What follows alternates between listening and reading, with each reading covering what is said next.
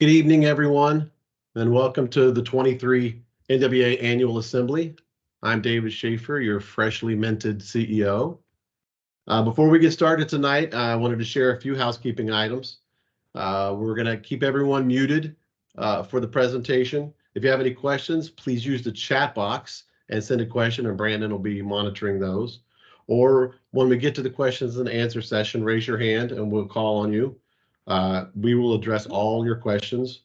If you can't stay for the entire presentation, or you know a friend that couldn't make the presentation, we will provide a recording of tonight's session on the NWBA website. Now here is Tina, who you all know, who's going to talk about tonight's voting. Hi, everybody. I just want to cover a couple of things regarding the voting for this evening and go over a couple of the items that are where you're actually going to be voting on. So in the chat, I'll put the SurveyMonkey link, which you'll find on the next slide as well. And then we're going to cover off on a couple of things that we're going to vote on. So you drop that in the chat. So the ballot's also here on this slide. It's a link in SurveyMonkey that everyone can use to go in and vote. It's all of the voting delegates or team representatives, if there isn't a separate voting delegate, submits one vote for each NWBA registered team. So SurveyMonkey allows you to submit more than one vote if you have more than one team. So the presidential candidate is Matt Pierre, and Matt will serve in a 4-year term. He's running unopposed for the president position, which is membership elected. His resume is on the annual assembly page of our website. What's also on the annual assembly page of our website are the 2 bylaw amendment proposals that were submitted. And I'll just cover a little bit about each of those proposals, just in case you haven't had an opportunity to read through those, and just kind of cover them high level so you understand what each of them include. So the first proposal covers on Article 10.2, which is basically Article 10 is covering annual assembly. So there's a couple sections within that article that weren't very clear on how bylaw amendment proposals are processed, how different candidates submit interest for positions, and the timing in which all of those things are done. So basically what the amendments do in this proposal are make that more aligned with our current practices and to provide clarification so that it's a little bit easier for people who are submitting interest for open positions, and then also how those how the process is done for any of the proposals that are submitted for amendments to the bylaws. So the proposal that's submitted is all in red lines, so you can see which of the specific wording is going to be changed, but that's basically the rationale of that bylaw proposal. The second one is in Article 11, which is the NWBA Athletes Advisory Council, the AAC. And it's 2 sections within this article. So it's 11.3 for the election and selection and 11.6 for chair and vice chair. And basically these 2 amendments, the first one for 11.3, it adjusts the number of the positions for the NWBA AAC so that it's more in aligned with the other committees within the NWBA. So the bylaws outline that all of the state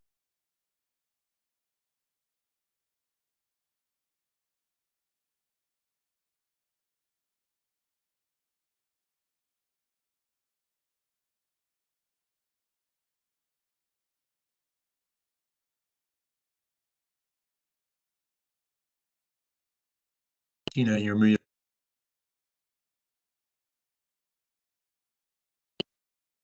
Sorry. Did you leave off in the middle of Article 11? Did you get any of it? Okay. So I'll start again on Article 11 just to be sure that we didn't miss any of that. It's basically with the NWBA AAC. There's 2 sections within the NWBA AAC that are being amended. It's 11.3 and 11.6. 11.3, the amendment there adjusts the number of positions within the AAC so that it's aligned with the other committees within the organization at 5. And then amending section 11.6, it adjusts how a replacement is put onto the committee in between elections. And again, instead of hosting an election, it just has the AAC appoint a member into that position, which is very much aligned with the other standing committees and the board of directors and how those positions are filled when it's a replacement. And again, those Matt's resume for election into president, as well as the bylaw proposals, were all emailed out to membership, and they're also on our website if anybody needs to reference those specific ones. They're also linked in the SurveyMonkey so that everyone can see that when they're voting. And does anybody have any questions about any of that?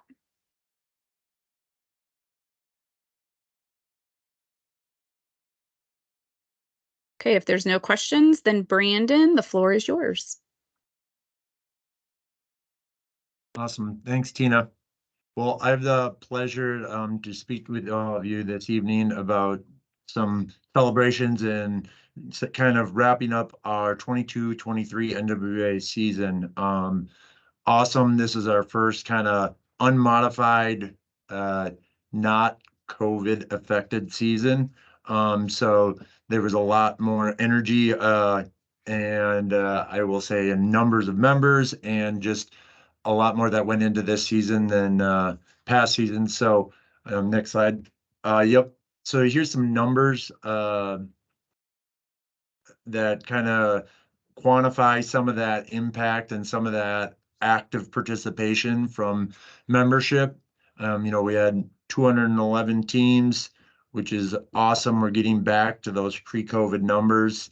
Really cool to see upwards of, 1,200 adult athletes and almost 800 junior athletes. In addition to that was the largest registered number of non-athletes in the history of us doing individual registration. Some other cool things just to share by numbers. We had our first team register and join us from the state of Idaho, Gem State Falcons, E3 team. We also had some new teams that popped up within our women's division, a couple of them registering at Cleveland and Cincinnati, Ohio. We also had Mary Freebed added to their wealth of teams in their program, added a women's division team. It was really cool also to see some teams that registered within the military division.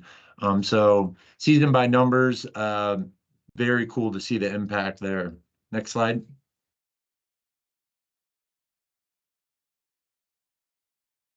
Wanted to share if, I know there was a lot going on this fall when maybe these camps occurred, but they happened in the early part of the season. We are happy to continue our strong working relationship with the Paralyzed Veterans of America and hosting introductory and fundamental camps for veterans. We hosted 2 of those camps, and they were funded by the Veteran Affairs Adaptive Sports Grant, but worked in conjunction with the PVA to host those opportunities. And then also, the NWBA was fortunate to host a women's camp in New York City. The primary funding source for that camp was an award provided to Darlene Hunter on behalf of the U.S. Olympic and Paralympic Foundation called the Hope and Service Award. The priority for that funding was to make an opportunity for introduction to our sport for minority female athletes. And the camp was led by Paralympians Natalie Schneider and Darlene Hunter.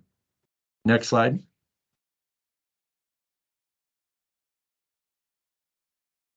So first of our champions in the start the 2023 NWBA National Championship Series, we had the University of Alabama women's team capture a national title. And then followed up the next weekend in Whitewater, the University of Alabama men's team captured national title. Next slide. And then we rolled into our junior division national championships at the prep level of play. Roger CP's Rolling Tigers were the national champs. And then at the varsity level, Lakeshore Lakers were our national champs, and the tournament champions of the varsity invitational tournament were the DASA Rolling Rams. They're shown on the far right. So next slide. And then we concluded our time in Wichita with the adult division national championships, where we had first the Orlando Magic Wheels capturing the D3 championship. Then the D2 champions were the Austin Wreckers. And then our D1 champions were the Golden State Road Warriors. Next slide. And wrapping up our national championship series at the end of April, we had the Wisconsin Adaptive Sports Association Marquette Golden Eagles that won our women's division. And then our first ever military division national champions were the Central Florida Warriors. Next slide.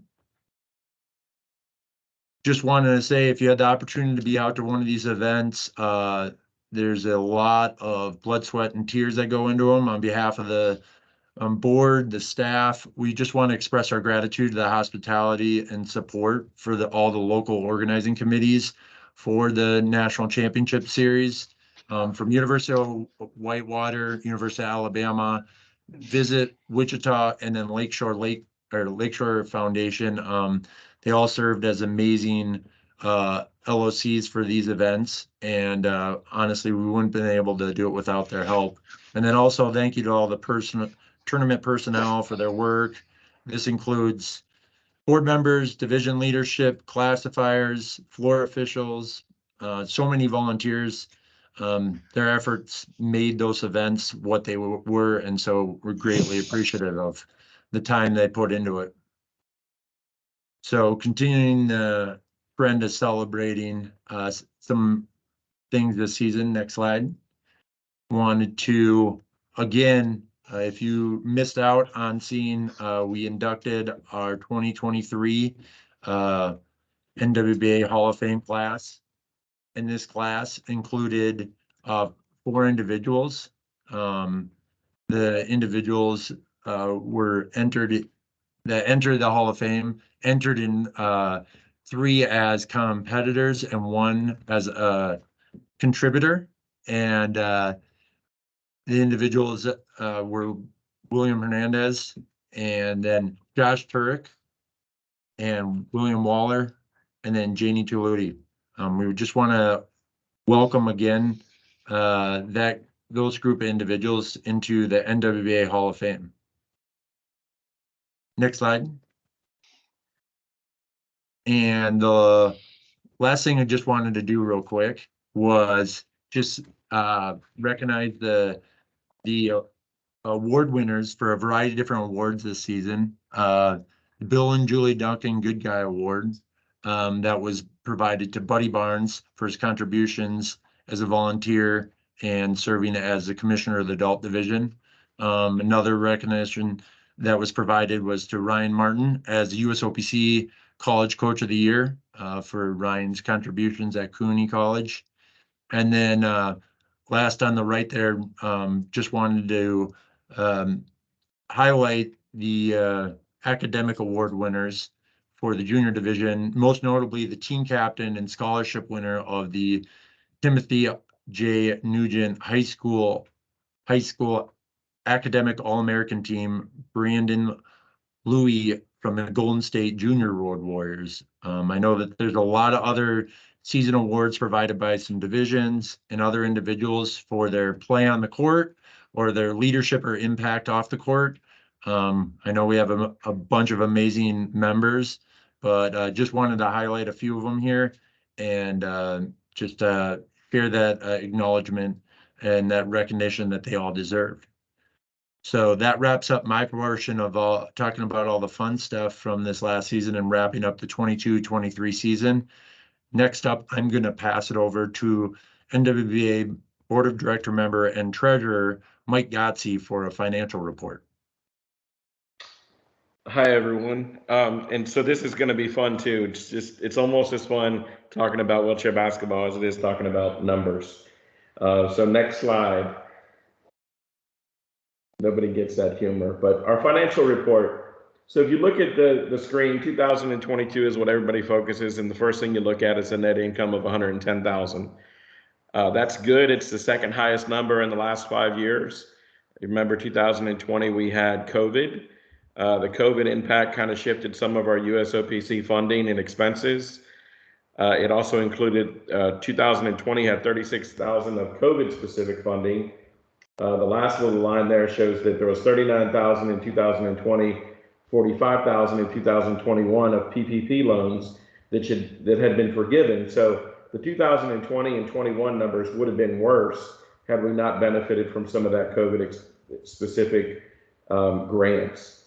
Membership revenue, corporate revenue has mostly rebounded from pre-COVID numbers, but it is important for us to realize that our expenses, just like your expenses, have grown through inflation during the last 3 years. Go ahead and hop to the next screen.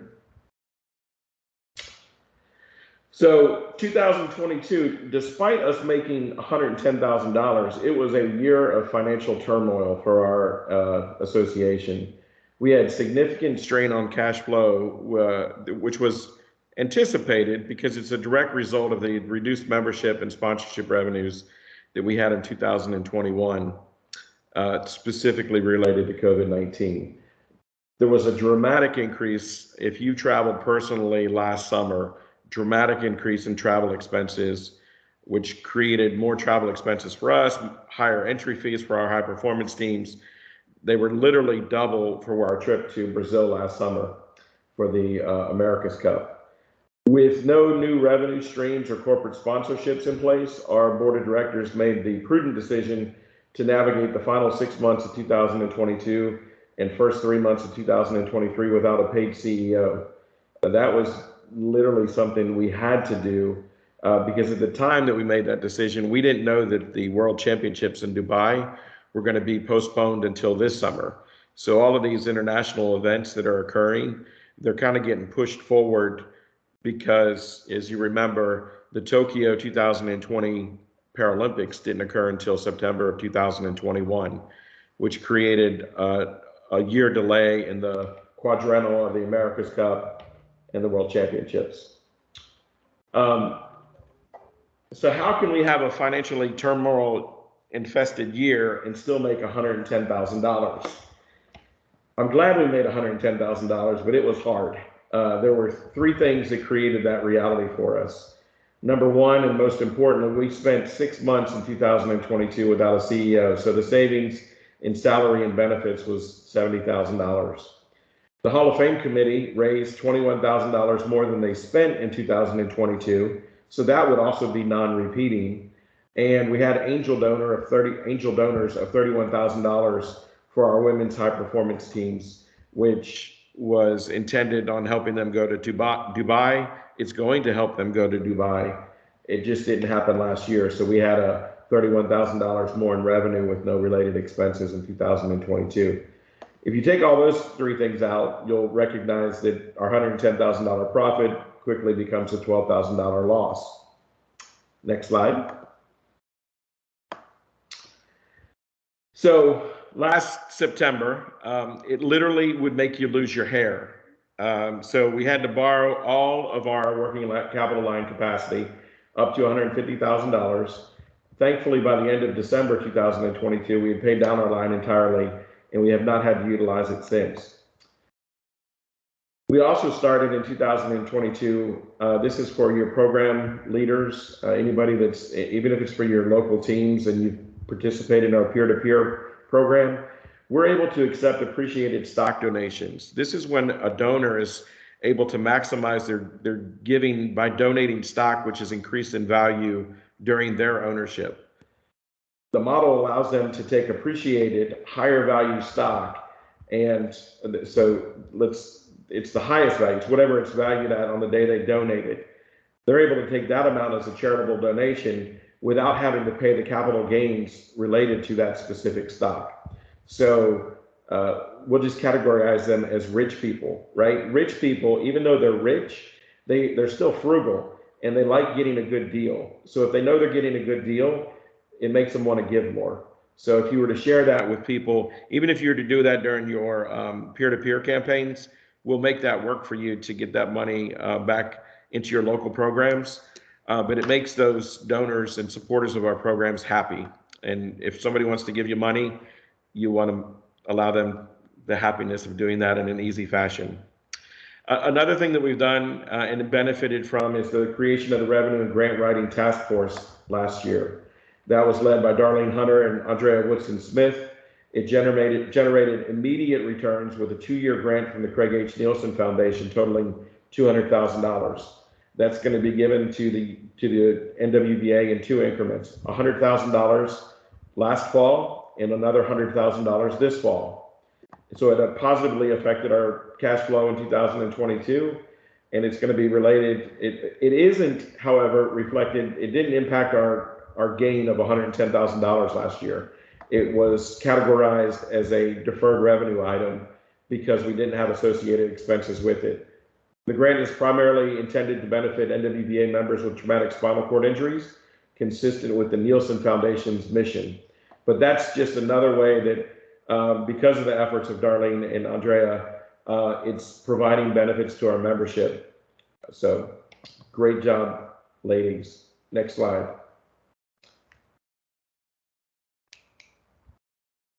Next, and I think this is our last slide, so just prepare yourself or be let down because the financial report will be over. So we continue a culture of oversight and accountability. It's something it's what my day job is all about.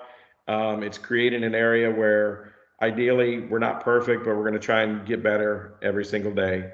In 2022, a lot of people wonder why I'm talking about this. They'll talk about high performance. How does that really benefit me? It doesn't help anything I do. I'm a program leader, and I used to think that. I'm way more involved with the board now, and I realized that I was just a little bit ignorant. I didn't know everything. So I know more now. And so even in 2022, the domestic league, that's, the junior teams, women's, military, all the adult teams, intercollegiate teams, we benefit by having a stronger infrastructure with an $89,000 in special admin grants from the USOPC. These grants allow our business and compliance manager to exist, external accounting services, they're called Altruic advisors, they do a lot of the NGBs, legal assistance and some Airbnb VIK for admin use. That would be classifiers, divisional leadership, NWBA staff, etc. In 2023, we'll be receiving approximately $127,000 in special admin grants. So again, that's about almost a $40,000 increase. So it's going to include the same things that it did in 2022, as well as offsetting some expenses related to Sports Engine, coaches education, and assistance with our communication position, which Matt Torres does a fantastic job of. All of these things allow us to be safer, more professional, more compliant, and better positioned for the expected growth of our sport. We continue to use Bill.com and Gusto for payroll and payroll processing. It provides a separation of controls, efficient processing, and accountability. And I would be remiss if I didn't extend the sincere appreciation of our board of directors and membership to the countless hours donated by Darlene Hunter and Ryan Martin. Both of those individuals added to their already existing full-time job duties of leading the NWBA to an already overloaded schedules that they had. Darlene and Ryan, and combined with Brandon and Tina's continued dedication, is what allowed the NBA to not only make it through 2022, but to make improvements in multiple areas, most of which will be covered in Ryan's upcoming State of the NWBA. Thanks, everyone. Hope you have a great offseason. Next up is Ryan with the State of the NWBA.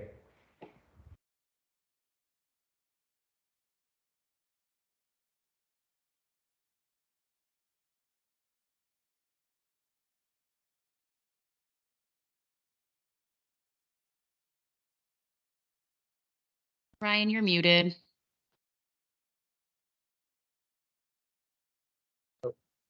Thanks, Mike. Matt, next slide, please. So I have the pleasure tonight of kind of just wrapping up and summarizing the whole last year. And as Mike talked about, some of the financial challenges, I'm going to kind of talk about some of the programmatic successes we've had, and then also kind of just the overall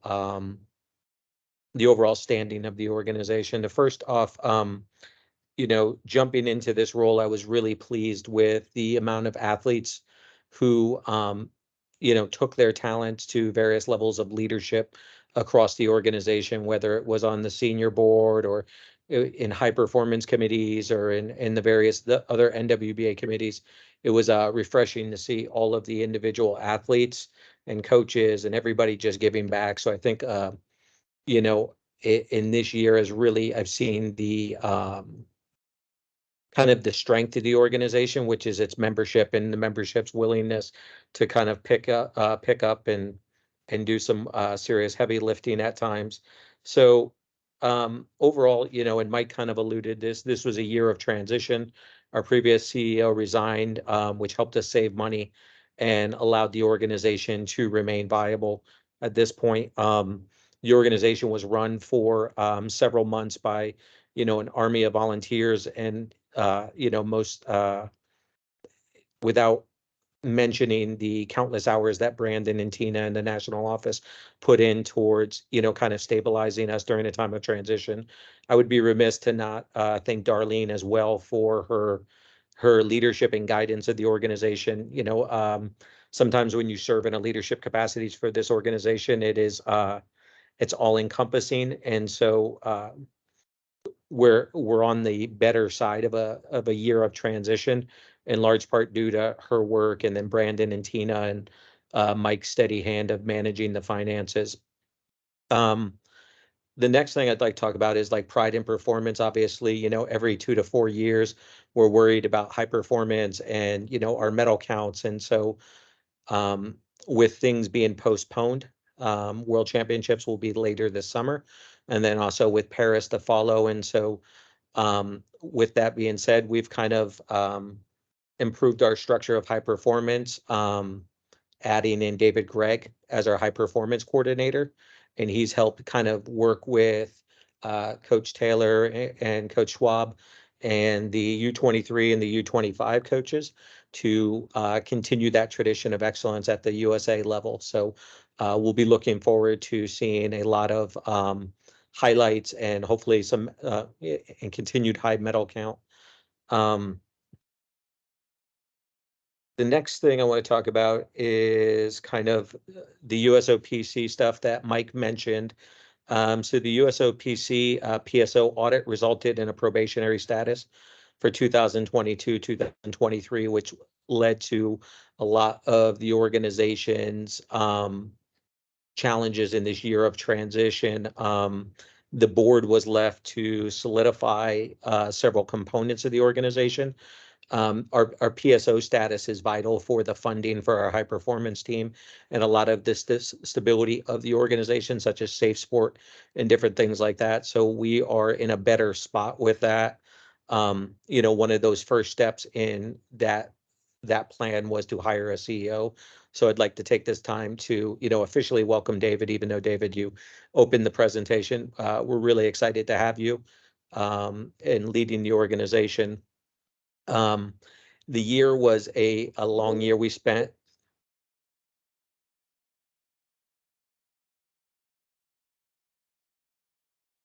Ryan, you drop it.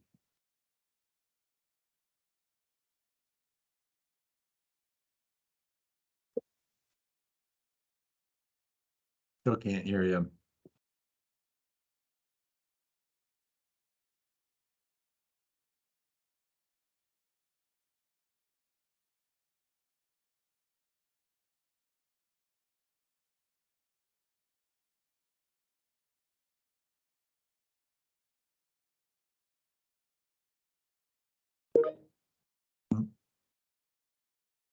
Ryan, maybe exit and come back in. Apologize, everyone. Just appreciate the patience while we have a little technical stoppage.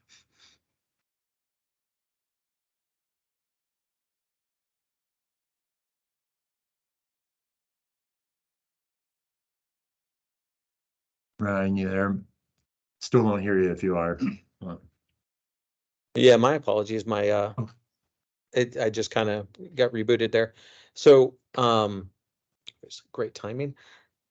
So the hiring process was something where we went through a 3.5 month process to bring David on, where we reviewed over 220 different applications. So there was a lot of interest in being a part of the NWBA. I would like to thank, all the board members who really put in a lot of time sifting through applications and numerous interviews as well. As well as David joining us as new CEO, I'd like to welcome Matt Torres from Communications and Marketing. I mentioned David Gregg from High Performance and Branding. Congratulations on your role, your promotion, excuse me. So the next thing I'd like to talk about is confidence to grow the sport moving forward. I think this year we saw a lot of growth as far as collaborations with potential stakeholders and partners to the NWBA, such as the NCAA, with activations at the men's and women's NCAA Final Fours, participation within the junior NBA, and then collaboration going forward with USA Basketball. So I thought this was a really great year in 2022 as far as expanding our partner reach and bringing the sport to more individuals outside of our organization. Mike mentioned the Nielsen grant. I'd like to thank Darlene and Andrea as well for their continued work on that. And to kind of summarize, I just want to thank the membership for the opportunity to serve in this role. It's been an enlightening experience, and tremendously honored to continue to try to move this sport forward. So once again, I want to welcome David, our new CEO, Matt from Communications and Marketing, David from High Performance, and next slide, please.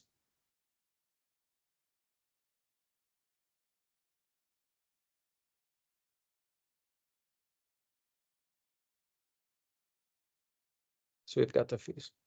Okay.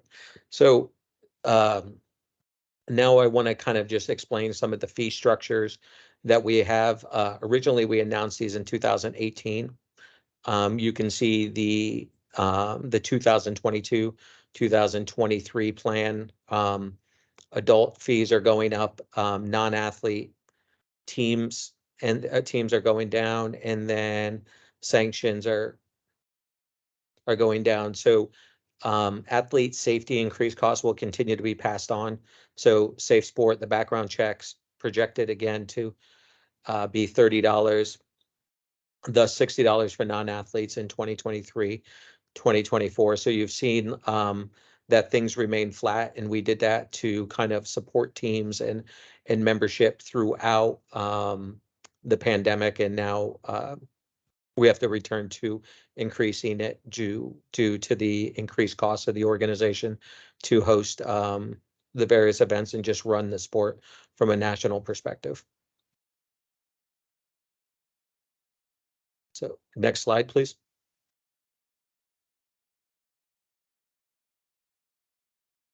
Okay. We will be closing the Survey Monkey in 1 or 2 minutes. If you have not completed your voting, please do so now.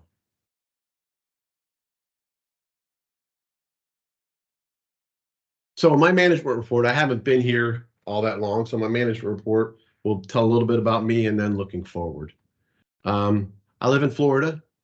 I grew up near Tampa, went to Eckerd College in St. Petersburg, and now live in St. Augustine. Previous to this position, I was the Chief Operating Officer and then the Chief Executive Officer at Ronald McDonald House.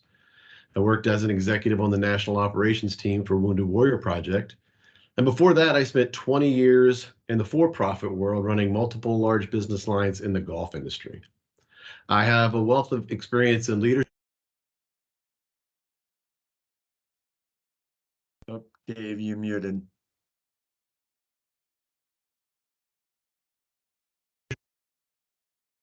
How I got muted. Okay, can you hear me? Yep, gotcha. Did you hear anything I said? Rewind like 20 seconds. Okay. I worked Ronald McDonald House and Wounded Warrior Project. And before that, I spent 20 years in the for-profit industry, running multiple large business lines in the golf industry. I have a wealth of experience in leadership, operations, finance, consensus building, fundraising, strategic planning, and customer service, both in the for-profit world and the nonprofit world, which is the main reason that I was lucky enough to be offered this position. We have an extremely exciting and important opportunity to build on what our predecessors have done. The Paralympics are coming to Los Angeles in 28. We must strategically plan out the next 5 years. In order to take advantage, we will ensure effective organization. We will increase our community engagement. We will consistently offer and encourage opportunities for member development. We will continue to refine our pipeline toward world-class excellence. And through these strategies, we will positively build our brand. And once we've built our brand, it will further allow us to even more be an effective organization, increase community engagement, improve member development, and grow high-performance excellence. We're putting together an aggressive and transformational plan. These plans will require new partnerships, new funding streams, and new resources. To achieve these lofty goals, we will need to steward and appreciate our current and loyal partners. We will need to cultivate new contacts inside and outside of the NWBA sphere. We will need increased collaboration with other organizations whose missions align with ours. We'll need continued vigilant financial acumen with a sharp focus on revenue and expenses. And we'll need new and exciting events both for fundraising and for membership. The board and I are already working very hard toward all of this. I've been here for 7 weeks now, and I am so looking forward to working together with you over the next few years to move our organization to the next level. I've been to the adult national championships, the women's national championships, the military national championships, the Hall of Fame induction, and the U.S. national team training camp. I've watched you play and I've spoken to many of you. I am so impressed by the members I now have the privilege to serve.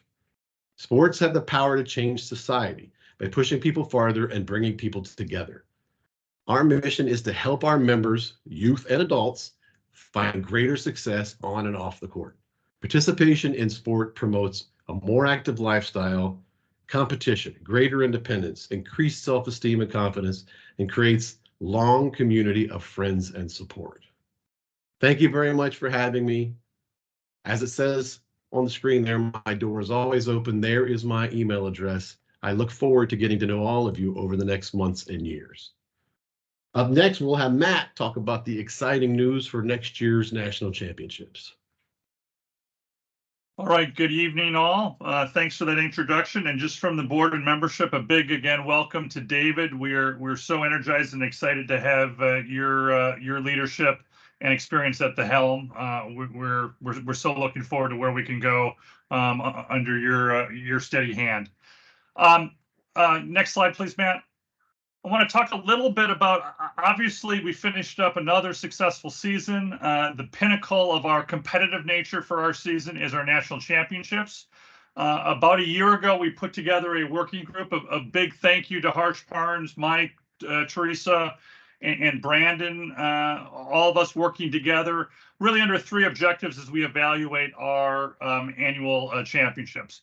First and foremost, how can we improve our member experience and experience for our athletes, coaches, and fans during those events?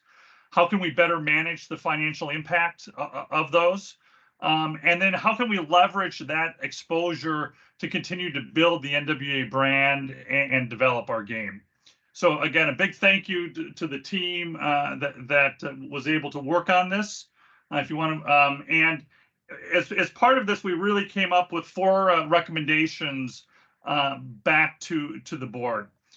First and foremost, like you're seeing tonight, is we decided to try and move our divisional and annual assembly meetings away from our national tournaments and host them virtually after the season had concluded.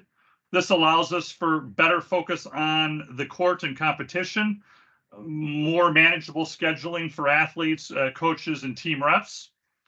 Our second recommendation was on the adult and junior side to evaluate hosting those at a same location but on separate weekends. We have a hard time finding the right location that has enough space and court space for both adults and juniors. So we've been back and forth over the years. This year in Wichita was the first in quite some time where we hosted those separately. In doing that, it allows our members to only have to be in town with us Friday to Sunday, so saving them some time away from work or school. It also gives us some opportunities to have more focus on our adults or our juniors, and have more court time to schedule more special events like we were able to do this year. Our third guiding principle or recommendation was to better coordinate how we stitch all of these championships together. We have 6 national championships to host. We have about 7 to 8 weekends in order to do that.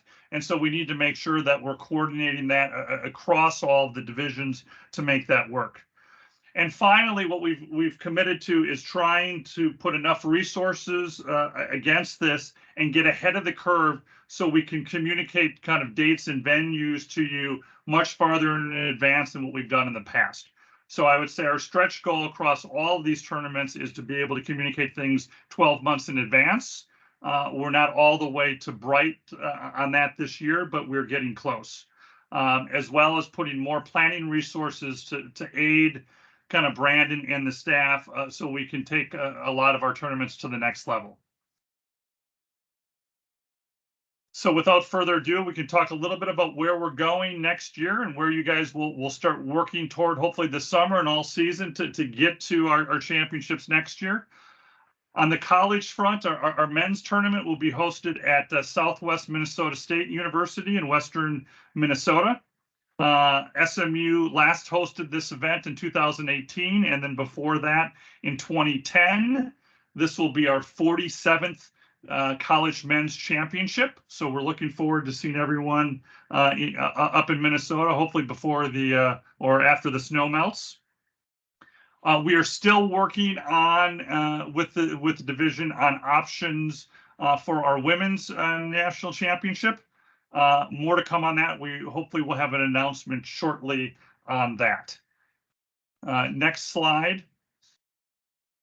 As we announced during our adult and juniors tournament in Wichita this year, trying to stick to our 12-month in advance schedule, our 2024 adult and juniors tournament our site selection was Richmond, Virginia.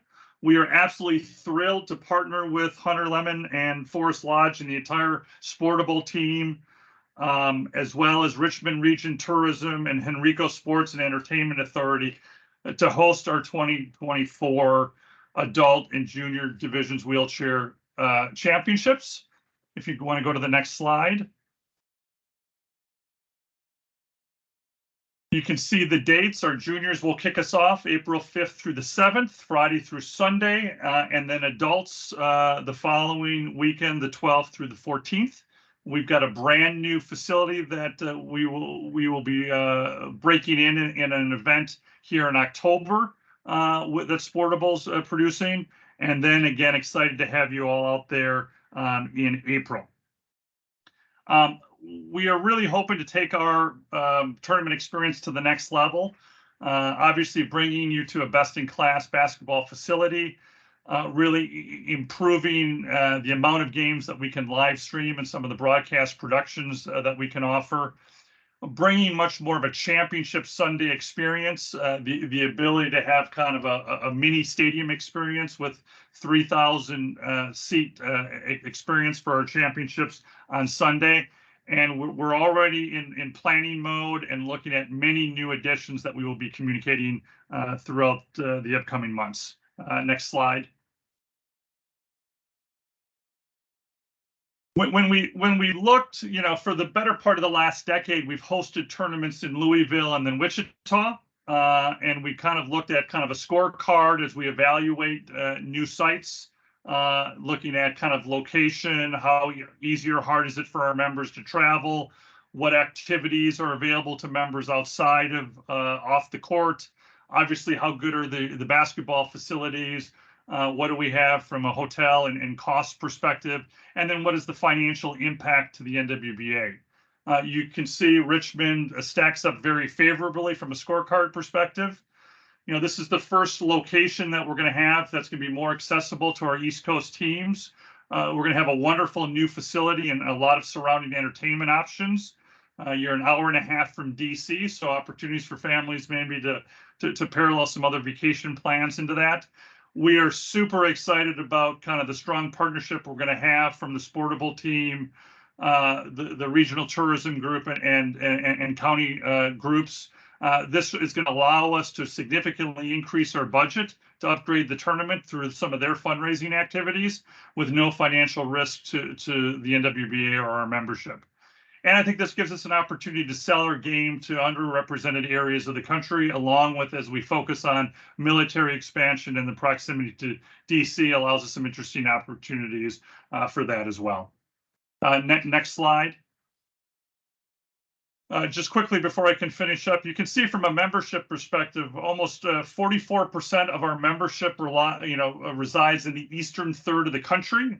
So we've been fairly, middle of the country centric with a lot of our tournaments. And so moving east really helps better serve that side of our membership. And last slide.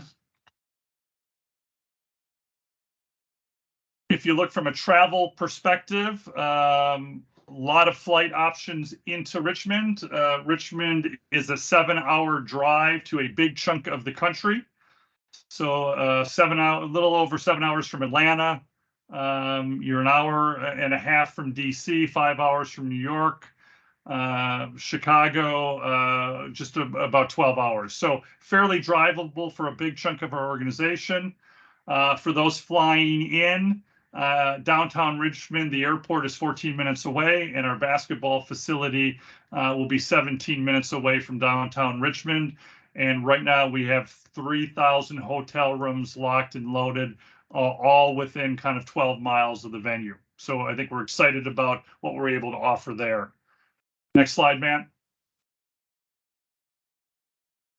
Again, the basketball facility is still being constructed. They're ahead of schedule. We'll open up this fall with a test event hosted by Sportable here in October. So we're excited about that, making sure we have all the kinks ironed out. The facility will have 12 courts, allowing us high school and NCAA size court options. And again, I talked about that 3,000 seat championship Sunday experience that we're really excited about. So a lot of planning in the works, and we're excited about where we're going to go for adults and juniors next year. All right, we've got 2 more championships to work through. Next slide. We are working through our women's national championship and our military championships. Right now, we're in the process of finalizing. We've got 7 active bids that we're excited about, and we're in the process of finalizing that. So we will have more news on that here in the summer. So again, appreciate all the work. We're excited and energized about our ability to take these championships to the next level, improving our member experience. Open to thoughts, suggestions, and feedback. And with that, back to David.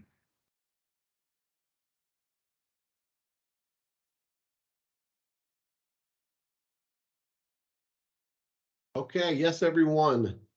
Thank you very much for your time. Thank you for listening to all of the exciting things that have happened over the last year, and we're looking to take place in the following year. Now is the time in the presentation where we're going to get to questions and answers. Brandon, do we have any chat questions at this time? None that have come in, but feel free to fire away. If you want to unmute and raise your hand, we can take them live, or you can place them in the chat. Yes, either way. If you'd like your question to be presented on here, feel free to ask it yourself or type it in the chat. While we wait for questions, I can go ahead and give you our election results. Matt congratulations. You have been elected president of the NWBA board, and both of our bylaw amendments have passed. Thank you, everyone, for voting. Thank you for your time. Any questions?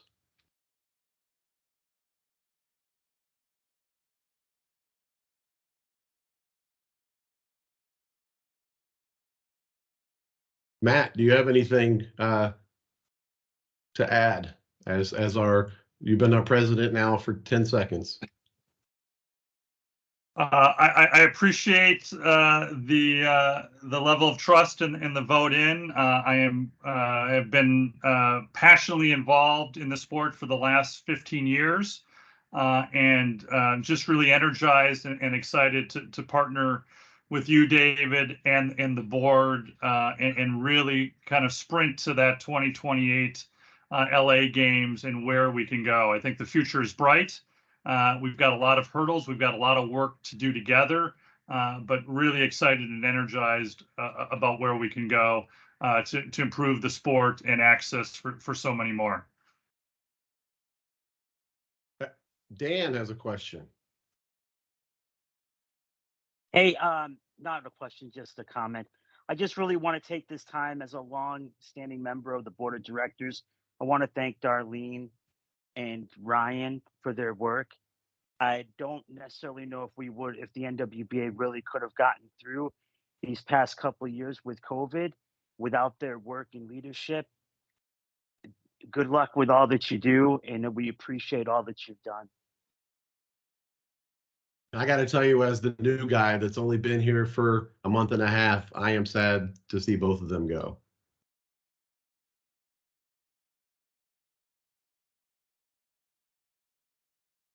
Any other questions? Or Ryan, would you like to give a parting speech?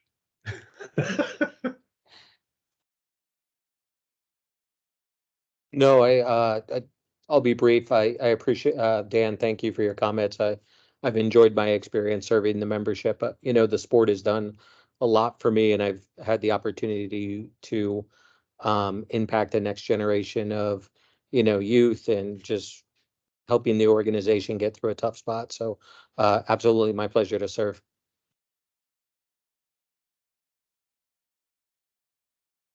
Thank you very much. Any other comments or questions?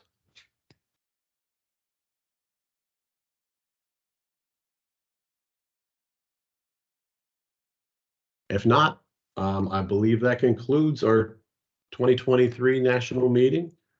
I sincerely appreciate everyone's attendance. Oh, we do have a question. Just a comment. Okay, good. We're excited as well. Comment from Forest Lodge, one of the individuals leading the LOC in Sportable, and Richmond is excited for hosting everyone to the city next year.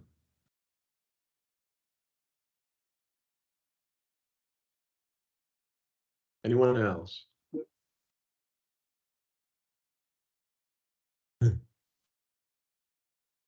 Or if you want a sneak peek in October.